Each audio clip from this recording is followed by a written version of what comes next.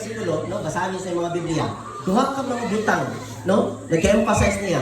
Ipakita niya na ang Diyos gamhanan ug naa siya, He is sovereign over sa imong kinabuhi, and at the same time, He can fulfill the purpose of your life.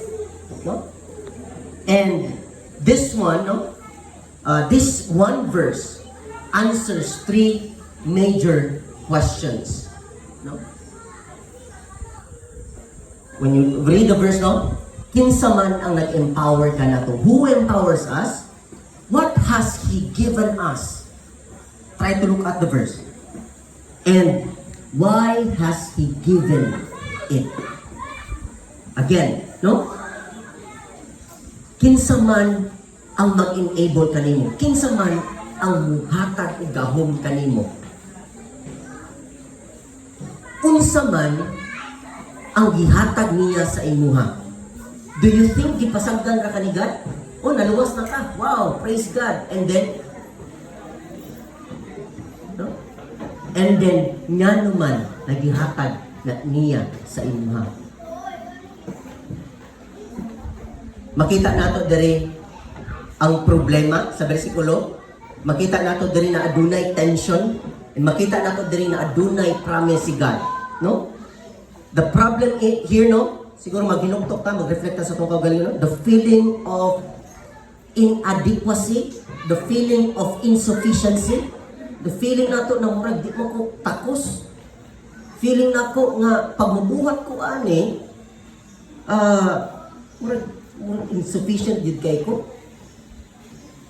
Magtanong ko sa imong kaugalingon, mo nagdaghan kay mga Kristohanon na murag na focus siya sa problema na muna kabalo siya na kinahanglan magpagamit siya sa pumatong sa Ginoo, pero kung saan gibuhat, mustep back na siya, mas dipili nga na mulingkod na lang siya, kay feeling niya inadequate siya, feeling niya dili siya capable, feeling niya insufficient ang iyahang mga resources. Daghan kayo, God has called many people to the mission field. Pero kabalo mo ang gamay ng missionaries, tungod kay daghan ang nga talaw, mga what if sa kinabuhi, that if I will go to the mission field, tinuod ba yun that God will provide? Tinuod ba yun nga safety akong pamilya dito? Tinuod ba yun nga naay maminaw sa pulong sa Ginoo every time I share the gospel? Makita na ako gahapon, even sa SGU, lahit medyo makita na ako na medyo brave, no? Pero naipipila nga medyo hesitant, naipipila nga makita na ako na hesitant mo doon, no? Tungod kay siguro gahon-ahon na sa imo ganun, no? Kaya bigyan na ako mo share sa mayong balita, or basig pag mo share ko, basig i-reject ko niya, or basig daghang mga basig, no? So that is the problem. And the tension here, no? Adunay tension. Medyo shaky. We know we're supposed to do good works, but we often feel like we cannot do it. Kapati mo na, makaya mabuhat ba ko ni? Pero makalimtan na to that God has promised us something from that verse, no? 2 Corinthians chapter 9 verse 8, it answers this problem, it answers this question with a powerful truth about God's grace. Ang grasya sa Ginoo. And then when we look back, mag-ingon ta that it is all by God's grace. You are sitting there, it is all because of God's grace. Nag-flourish ang imong negosyo, it is all because of God's grace.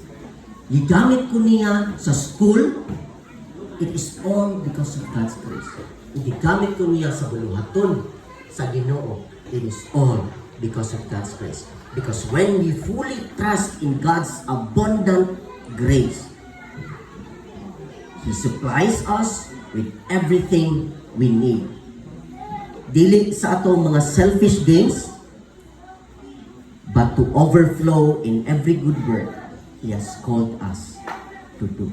Again, to overflow in every good work that He has called us to do. I know that you and me are called to do good works. Katong bersikulo na basa ka ganina, no? It was addressed through the Apostle Paul, but, no? Follow me as I follow Christ, ana si Apostle Paul, para na siya sa ato ang tanan. That God, because God wanted us to abound in every good works. So, I'd like to share to you 3 important principles. Yeah, kini siya ng mga points, no? Ako lang siya gikuha actually sa bersikulo. Okay? So, makita nato dira, no? The first point nato, no?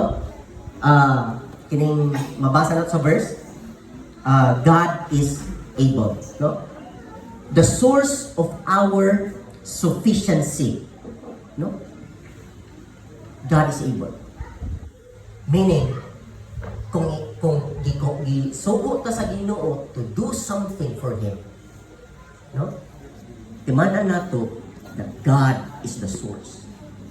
Dili mo sugo ang Ginoo sa imuha kung dili kaniya i-enable. Timanan nato when we accept the Lord Jesus Christ as our Lord